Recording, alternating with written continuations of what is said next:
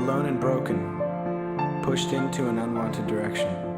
Choices already made, one way to go. But to turn around, to walk the other way, into a new direction was impossible. But it was done. Going from a nothing to a something. Nothing shadowing her anymore, but only shaping her. Nobody to take a stab and push her down. No more falling down the steps, only walking up them. From a darkness emerge to light. Make a new self. Birth brought about change. Something that was part of the body became separate from the body, but remained the same itself.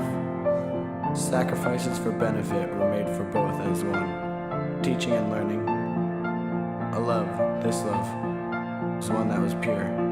But deserved because of what? What have I done to deserve it? As close to perfection a person can reach, I found it.